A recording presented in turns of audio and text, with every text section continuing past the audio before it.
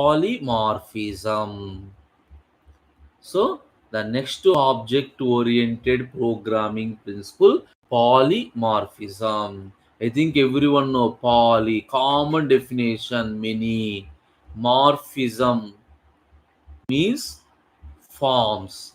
So simply polymorphism, the meaning is many forms. What is mean by many form? You are taking one thing that will act in a different ways. For example, consider you. For example, you are me.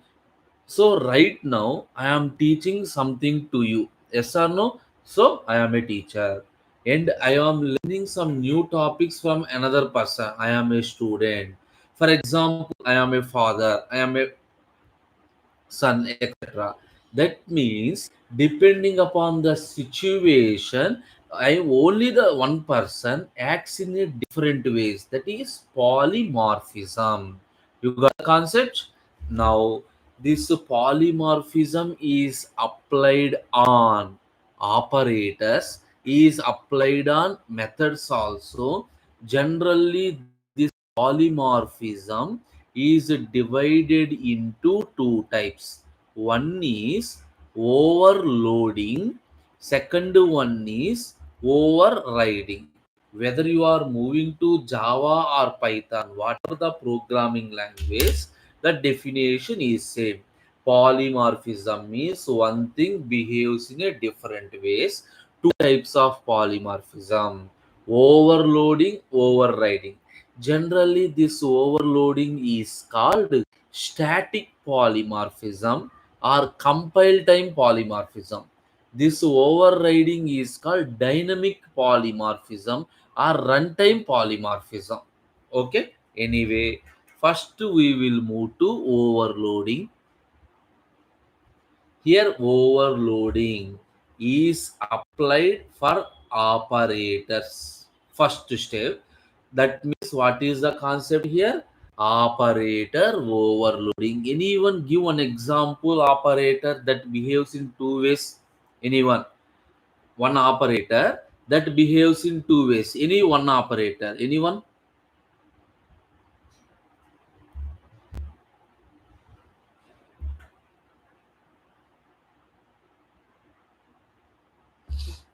No? You already know. Everyone know. So one operator, depending upon the situation, it behaves in different ways. For example, plus is one operator. Actually, if you apply plus between two numbers, what is the answer? 5. So addition is performed. For example, hi plus hello. If the plus is applied between two, then what happened? Concatenation is performed. Now plus is a overloaded operator. Now I think you understand the meaning. Now suppose star 2 into 3. What is the answer? 6. So star acts as a multiplication operation. For example, high into 2. What is the output? High high. In this case, star acts as a repetition operator. I think clear. Operator overloading. Like operator overloading, this is not at all important. The main two things are method overloading. First, I will explain the concept of method overloading in object oriented programming. Once you understand that concept, then I am moving to Python. Why this concept is different in Python and Java? Concept is same, the way of implementation is completely different in both the languages. So that is the reason first I explain what is method overloading. Consider a class. Inside the class, for example, I will take one class sample. Inside the class, I will write down one method add, which consists of some two integer parameters. For your understanding, I am writing the program in Java, not Python. Why? Java is easy to understand for this example. Now I create one more class add float x, float y. So inside brackets we are performing operation. I create one more class, int a comma, int b comma, int c, like this. Now observe, while calling, at the time of calling the method, you know that one, we are creating an object is created, by using that object only we are calling the method. Now in a single class, the name of the method is same. The same class, the name of the method is same, but the difference in either number of parameters, number of parameters or type of parameters. So all the now you got it. Method overloading in the sense the name of the method is same in a single class and it differ in either number of parameters or type, anyone. Now while calling ob dot add of 2 comma, what happened? We are calling the add method with two parameters. This is integer, this is integer. Obviously this one is executed by two integers. Here I am calling the method with two integers, exact match is there, that is executed. Suppose ob dot add of 2 comma 3 comma 4. First to this compared, here two parameters, here three parameters, this is not. Here two parameters, this is three parameters, not. Here three parameters and three are integers, this method is executed. Suppose if you are calling ob dot add of some 0.34.2, what happened? So first we are comparing this one. Anyway, number is same. Here these are integers, these are floating. So this is not executed. Here those are float, this is executed. Now you got it. Method overloading in the sense the name of the method is same but different in either number of parameters or type of parameters. The return type is not considered. Why? While calling only parameters are required. Okay, fine. This is method overloading. Anyway, this is in Java. Coming to Python, there is no concept of data type. Yes or no? Here in the definition, while declaring, we are writing the data type. Then at the time of calling, you need to pass only that data type. If you are passing to only integer, if you are passing 3.4 but the data type is integer, it gives an error. I think everyone is clear. But coming to Python, there is no concept of data type. Whatever the value we are providing, they are taken according to that one. For example, see, for the first method is written as add of a comma b. Second method here also written as add of x comma y. Here add of some a comma b comma c.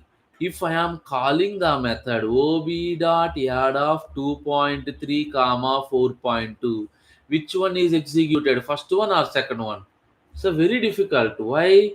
2.3 is assigned to A, 4.2 assigned to B, or 2.3 assigned to X, 4.2 assigned to Y. Why?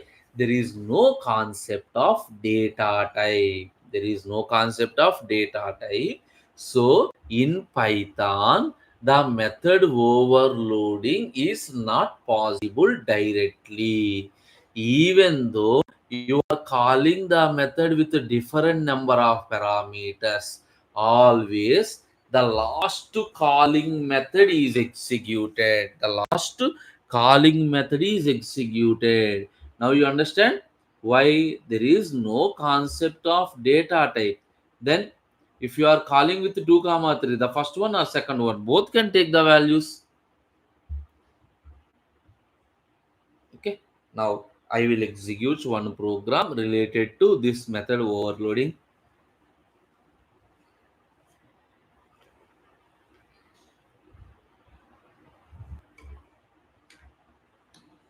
One second, it is loaded. Meanwhile, any notes?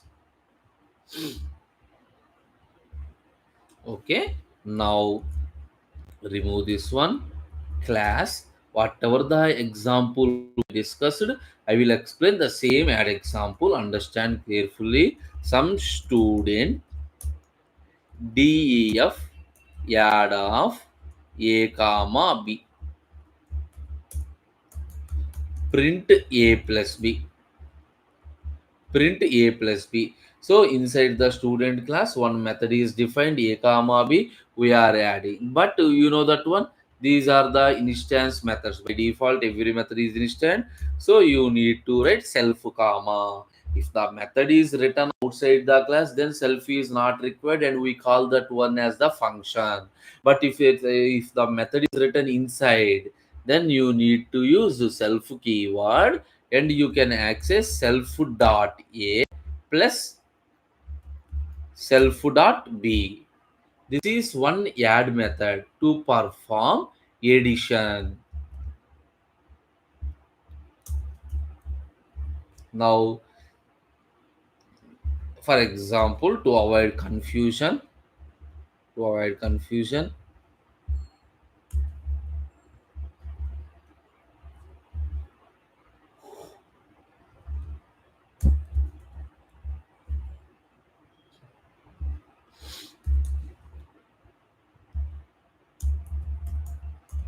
think you understand. Here what happened? Add method is repeated three times. In the first time I am using two variables. Second time also you are using two variables. My assumption is first time integer, so second time float. But Python have no choice. Whatever the value you given, exactly it taken that value. So while creating an object, suppose OB is equal to student of, an object is created. Now OB dot add of 2 comma, what happened? Always remember, if you are overloading a method, always the last method is considered. Always it consider the last method. Now the last method consists of three parameters, but I pass two parameters. Immediately it gives an exception. Immediately it gives an exception, insufficient values, like type of exception.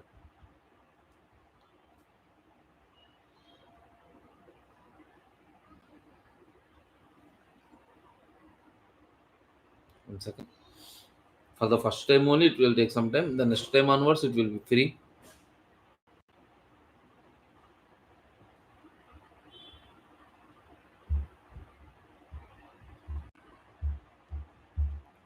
Okay, anyway, you got it. So once I executed, you will get the correct idea. Okay, ideally is not executed. I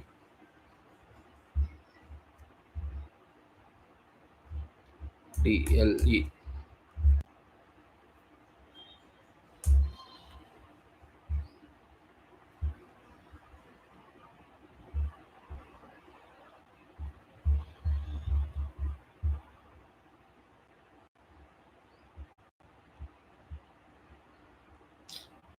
which once IDLE is done, it's very easy. IDLE,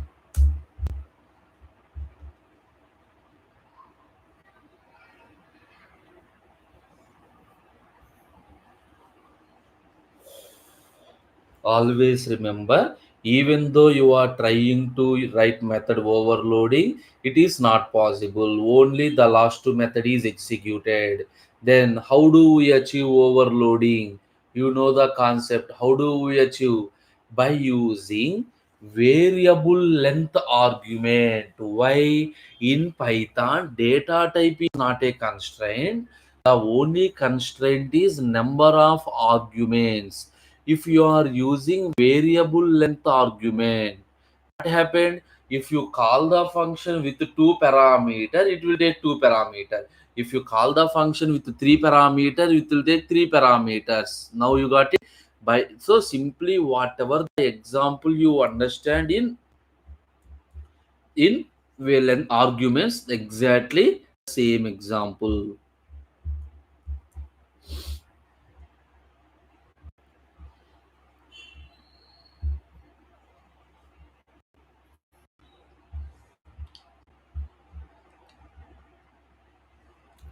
see,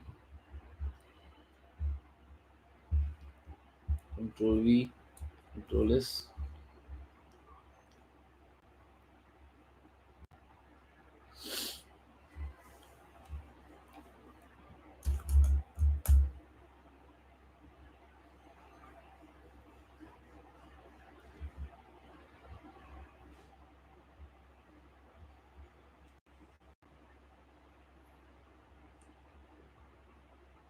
See, it gives an error. Yes or no? Add missing one required positional argument C.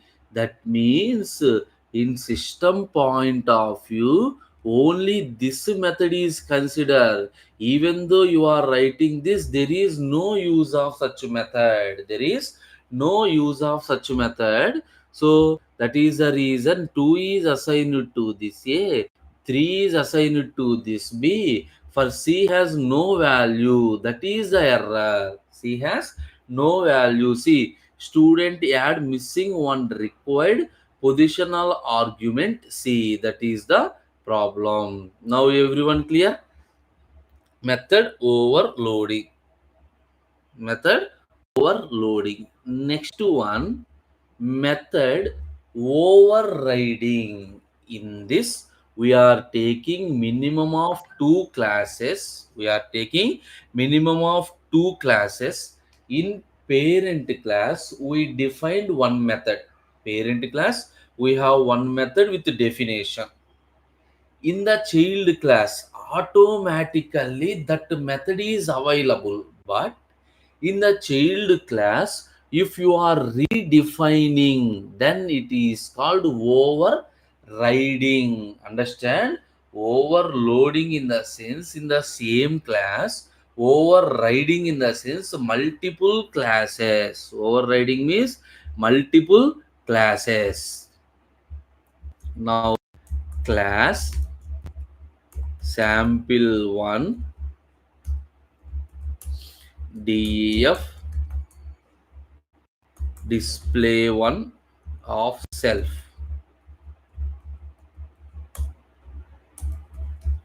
print hello. So one sample class is there which consists of one method display 1, it consists of one method print hello.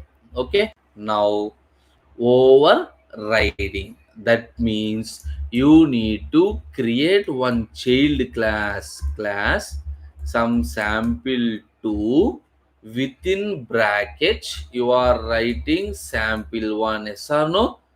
So already we said in this example what happened. Sample 1 is the parent class. Sample 2 is the child class. Sample 2 is the child class. Now whatever the method in the parent display is available to child. Parent display is available to child.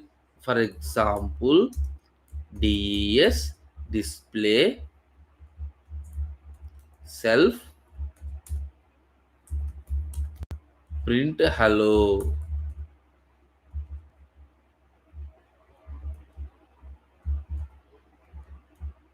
Okay, now understand here what happened.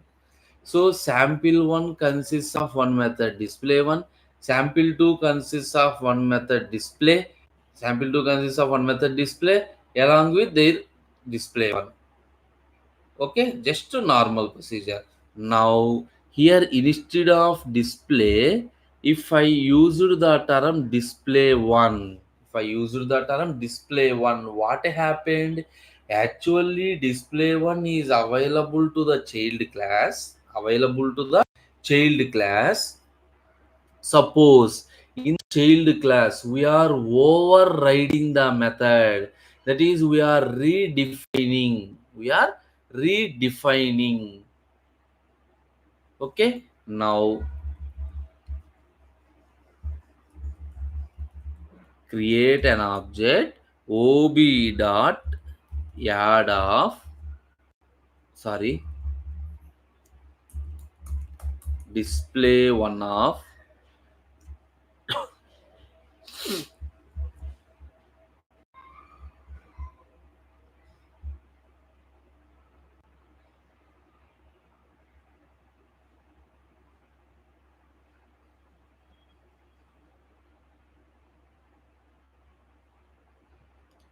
OB is not defined.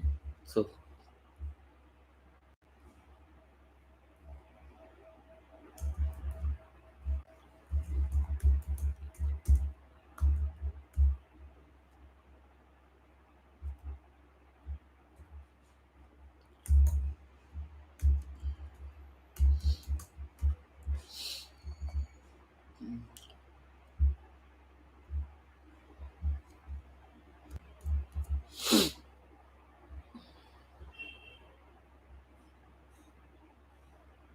now see this getting the answer.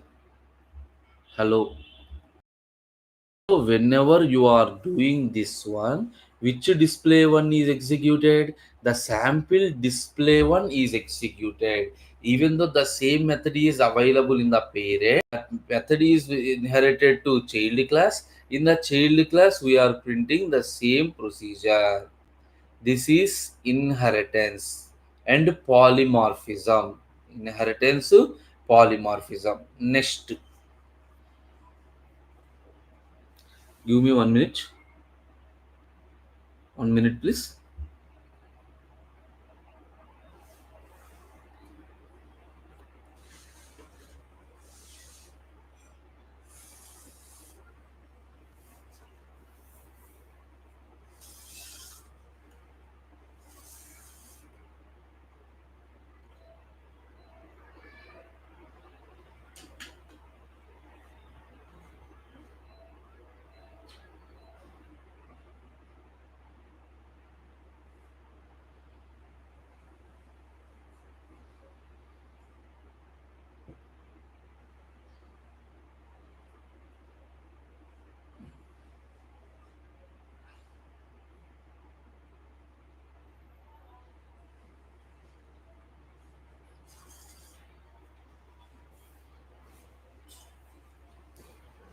Okay.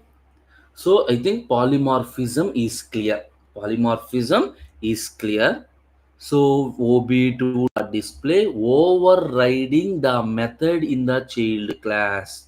Now the next one is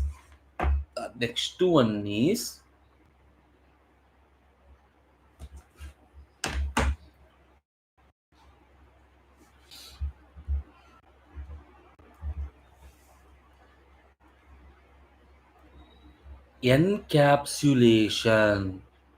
What is mean by encapsulation? Combining the data.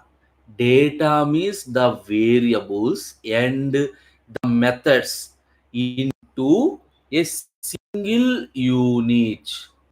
Combine the data and the methods that operate on the data. The methods that operate on the data into a single unit is called encapsulation. What is an example? Class. Within the class only we are writing the variables, and within the class only we are writing the member. That means outside users are not allowed to access. Through class only they give permission for accessing.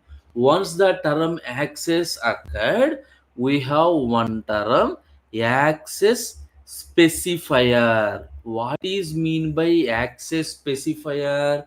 We are accessing the information from the class. While accessing, they provide some restrictions. Only this variable is allowed to access. Only these variables are allowed to access. Such a type of restrictions are provided by using access specifier. We have three access specifiers. One is private, second one is protected, third one is public. Private, protected, public. What is mean by this one? I will explain with one example, then you will get some idea. Class, some sample one.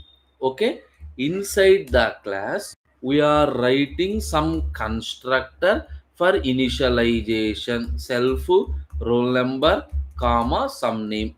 Okay, now self dot RNO is equal to RNO, self dot name is equal to name. Now def one method display. Within this display method, what I am doing, just I am printing the value self dot RNO comma self dot name. Okay, I think clear. So one constructor which is used for initialization, one display method for printing. Here observe the roll number, name or data, then the display is the method. Both are available inside a class that is called encapsulation. Now create an object. OB is equal to some sample one of roll number one. Suppose name ABC, whatever it is. Now an object is created. ob dot display, ob dot display, call this method, execute. What happened? Roll number is equal to 1, no, name is equal to ABC, printed successfully. This is the program that we discussed for constructor. Now here, where is the access specifier? In C++ Java we are writing public, private, protected like this. But coming to Python, there are no keywords. How can we identify whether it is a public variable or private variable or protected variable? First point, by default, every member is public. Public means we can access in the class, we can access in the subclass, that is any child classes are there, we can access in the child class, and we can access outside of the class also. We can access at anywhere, we can access at anywhere. Now for your understanding, print ob dot roll number comma ob dot name. Here what happened? Roll number and name are the two variables. I am using the two variables outside the class. I am using the two variables outside the class by using object reference. So if it does not give any error, means these two variables are public variables.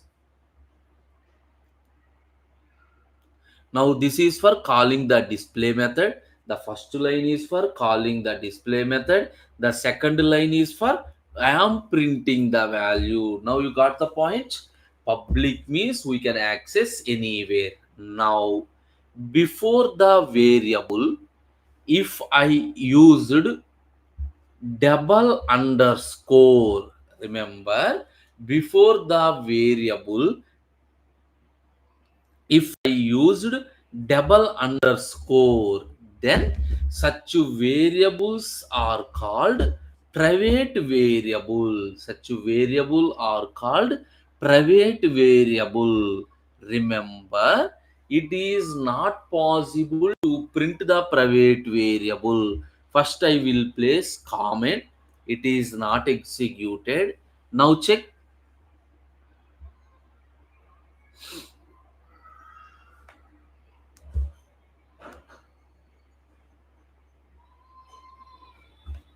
So answer is printed. Sir, you can say that name is a private variable. Remember, a private variable is directly not possible to access. One way is there. Declare the private variable, use the private variable inside a public method. And if you call that public method, that internally calls the private variable. Anyway, if you want to access here ob dot double underscore name, ob dot double underscore name, check what happened. It gives an error.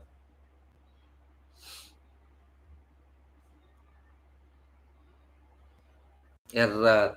Sample one object have no attribute, but it is visible to you.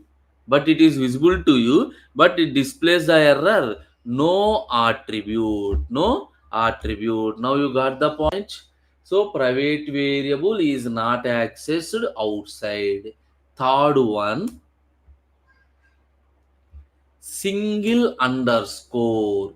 Single underscore in the sense protected. Remember. So right now I am not writing the program. Observe. Sample 1 is the parent class. Sample 2 is the child class. Suppose sample 1 consists of one public method. Is it possible to use in sample 2? Yes, we can use. Suppose sample 1 use in sample 2? No. The private variable is accessed within that class only. Outside the class, not possible. But if it is a protected variable, we can use sample 1 and we can use in their child class also. We can use in their child class also. But outside it is not possible. Anyway, see this example, it is executed. After originally, whatever I did is the original concept. After this, the Python version are what is the difference between private and protected? You clear?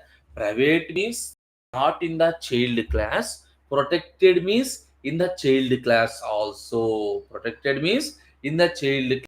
So that is called encapsulation. Here you observe by using private variable, the outside users is not allowed to use the private. That means we are providing security to the private. Encapsulation means combining the data and the methods that operate on the data into a single unit. Encapsulation. Now what are completed? Class is completed. I think everyone know. If you have any doubt, ask me. Class is completed. What is a class? How to create a class? Next, object is completed. Creation of an object.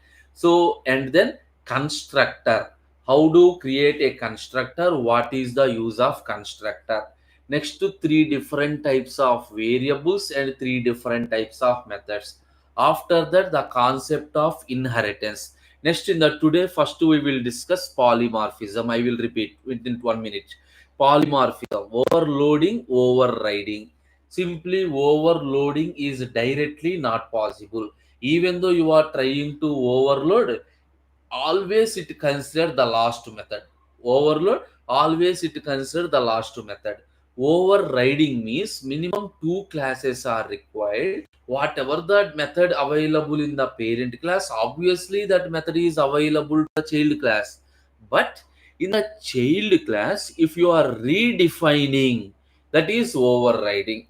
After that, encapsulation means wrapping up of, that is combining the data and methods into a single unit. Example is class. Outside persons are not allowed to use. How? By using these access specifiers. Okay, I think clear. And the last object oriented feature is abstraction. This is the last object oriented feature. Abstraction. Abstraction means hiding the implementation details. Implementation details and shows only the functionality. What is the meaning of this one? Very simple example. You are playing one game. Okay, right now, what you know, the controls for playing the game. Yes or no? Suppose if you are pressing left arrow, moves to left side, right arrow moves to right side, up arrow moves to right upside. So just you know how to use, but you don't know how those are implemented. Now you got my point. Abstraction means hiding. Hiding means kept secret the implementation details to the user, and it shows only the functionality. Why? Security. For example, if I given the code to you, everyone can modify, everyone can modify. For or else what I am doing, the code is kept as secret. Just I am giving the permission for usage. You are not allowed to modify anything. That is abstraction. This is also called as information hiding. Also called as information hiding. Now, I think definition is clear. In regular terms, we know only the controls, but we don't know how the game is developed. We don't know how the game is developed. Or else, very simple. Here I am writing with some paint screen. So I know if I select this one, pen is. If I select this one, eraser. So I know the usage of each and every one, but I don't know how the eraser is implemented in the background, how the pen is implemented in the background. I does not require all these things. Now, this abstraction is achieved by using the concept of abstract class. By using the concept of abstract class, this abstraction is achieved. What is an abstract class? What is an abstract class? A class which consists of at least class which consists of at least one abstract method, which consists of at least one abstract method. Such class is called abstract class. Again, what is mean by abstract method? I'll follow the order. Abstraction is the concept of object oriented programming. This abstraction is achieved by using the concept of abstract class. By using the concept of abstract class. Okay. Now, what is an abstract class? A class which consists of at least one abstract method is called abstract method. It's called abstract class. What is an abstract class? A method without implementation in your program. Generally, till now we are writing one method. Within the method we are writing some statement that is called implementation or called body. So a method without any body or without implementation, such methods are called abstract methods. So in a class we have normal methods, that means a methods with definitions, and at least one abstract method without definition. Abstract method means without definition available. That is called abstract class. Now the question is, I will ask the question. Now, class sample, sorry, class some sample one. Take def mm, display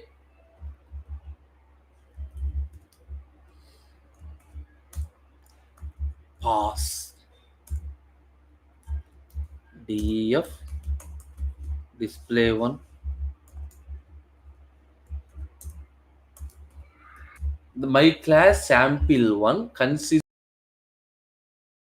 is display, another one is display one. In this display one consists of some body, some implementation, not definition. Is a normal method, but inside the display we are not writing anything. Pass means no definition. Now this display method is called abstract method. Display method is called abstract method. Okay. Now, is it possible to create an object for the abstract method? Suppose if I create an object for the abstract method, ob is equal to sample1. If I call ob.display, what is executed? What executed? There is no definition. So in your program, blindly remember one point. If your program consists of an abstract class, compulsory you need to create one child class. Create one child class. Within that class you need to provide the definition for the abstract method. Now I think you got my point. So compulsory, by the end, each and every method requires definition. Every method requires definition. but here there is no definition, so no use. That is the reason create a child class.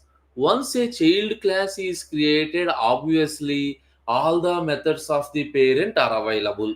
So what is one method? This is available in sample 2. This is also available in sample 2 without definition. So you need to provide definition. You need to provide definition. Then OB is equal to sample 2 of an object is created, OB dot display, OB dot display 1. First I will execute. Let me check what happened.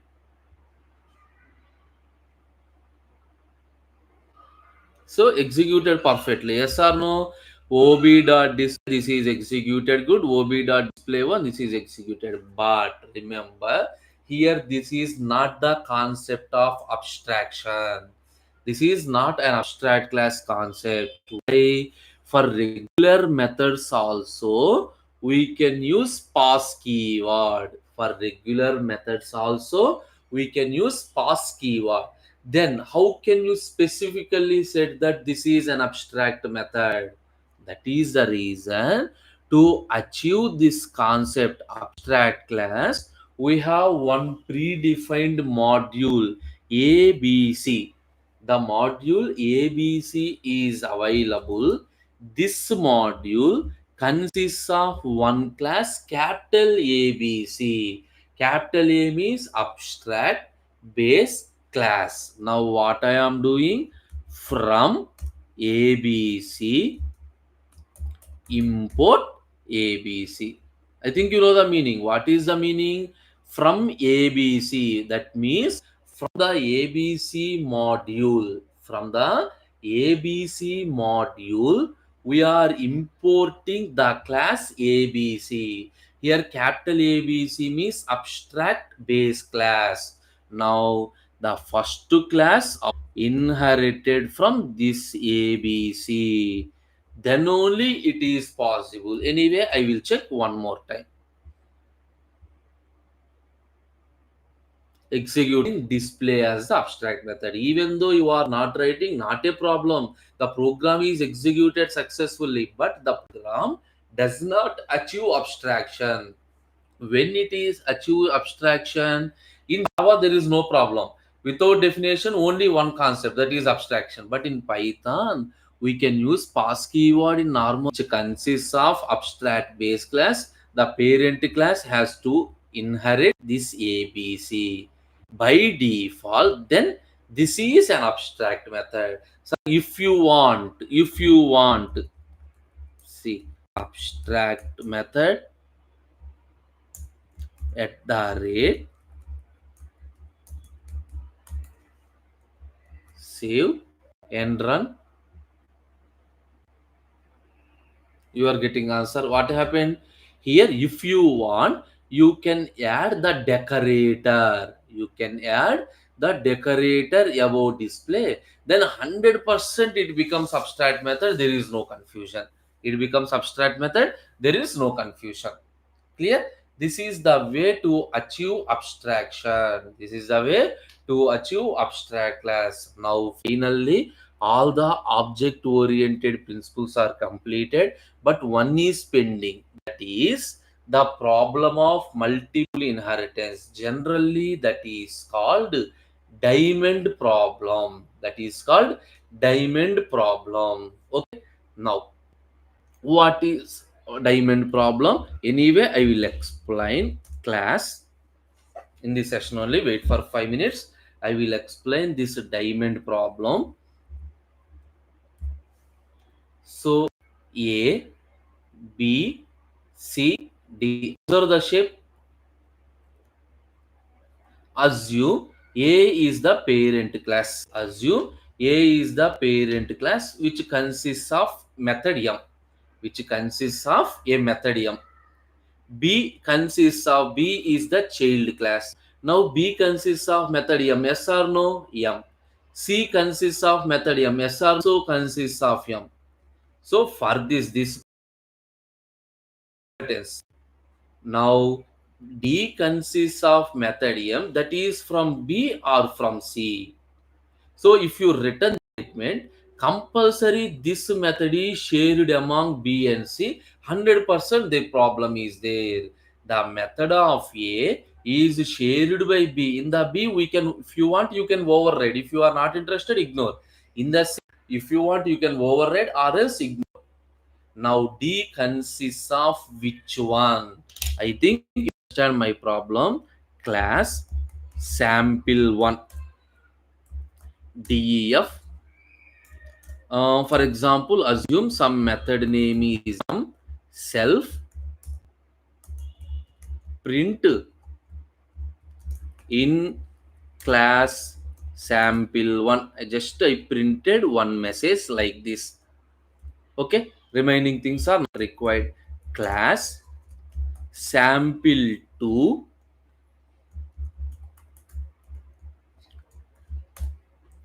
pass. Sorry. Mm.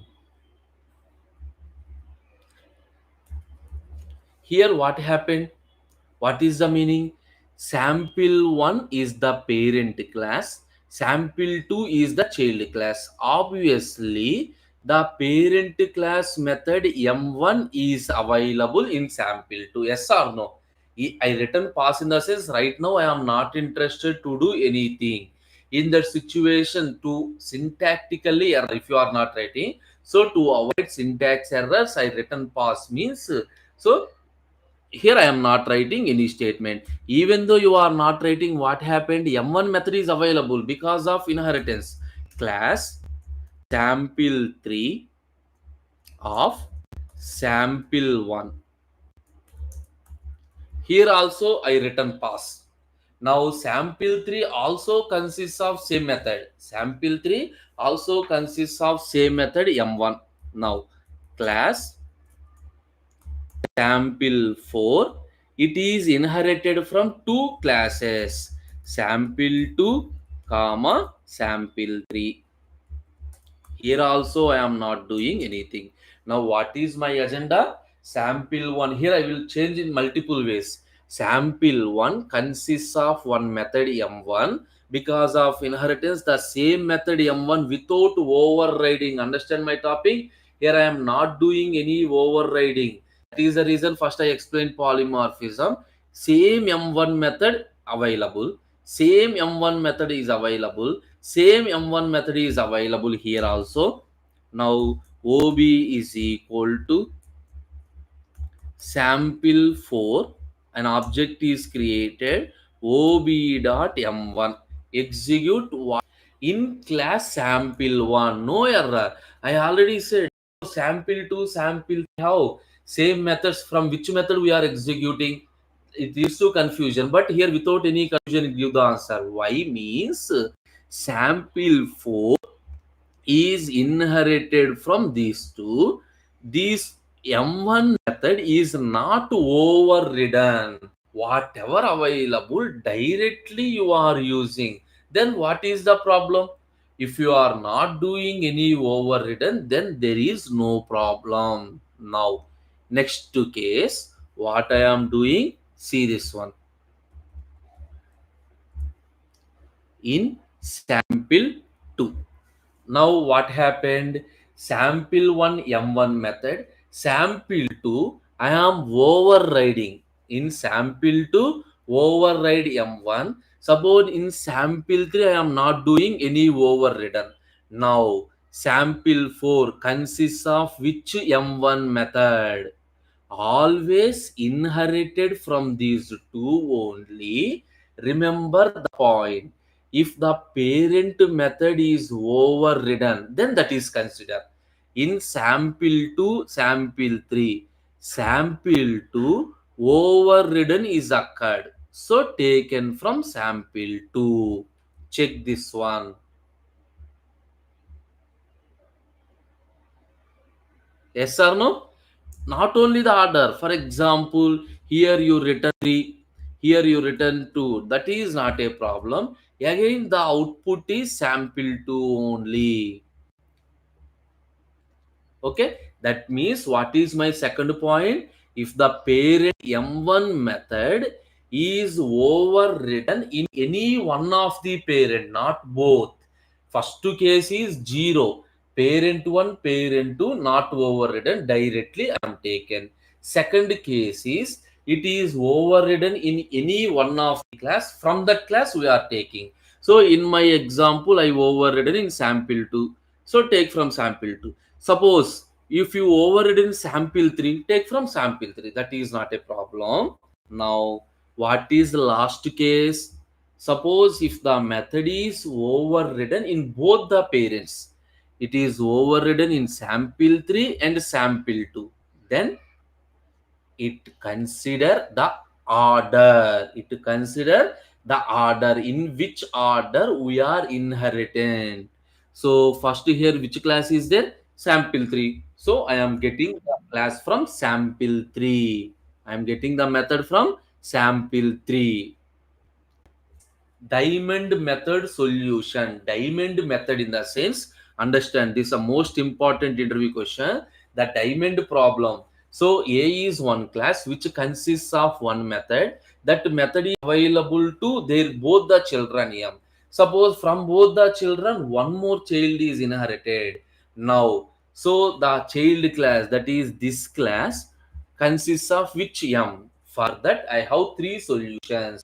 The first one is if the method is not overridden in both the classes, not a constraint, taken the original one. Suppose if the method is overridden in any one of the class, it takes that overridden method. Whatever the class, whatever the order, it takes that overridden method. Suppose if the method is overridden in both the parents, then in which order we are inherited, take that order only. We are inherited, take that order only. This is the solution for diamond problem. Okay, I think everyone clear.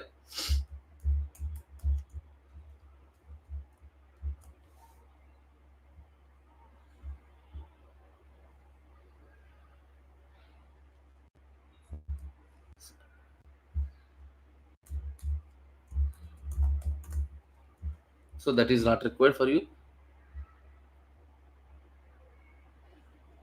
So here see, observe what happened. MRO, I used the term MRO. What is MRO? Method resolution order. Simply it specify in which order the methods are evaluated. Now observe the output. First to anyway, every program has main method. Yes or no? Every program has main method. Sample 4, sample 4. Now sample 2, check the order. After sample 4, sample 2. After sample 2, sample 3. See, sample 3. After sample 3, their parent sample 1. Okay, after that object, every class has one parent class, that is object by default. Even though you are not writing, every class has one parent class, that is called object class. Now method resolution, if you have any confusion in any situation, now this MRO gives the complete idea in which order the methods are executed. Now in the next session we are moving into exception handling.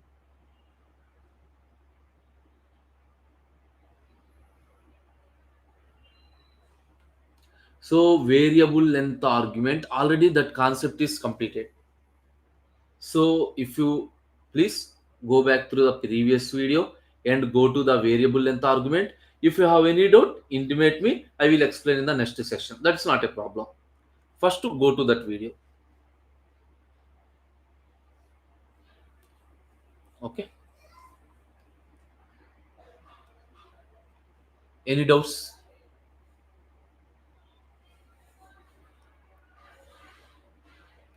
Okay. Thank you very much. Thank you.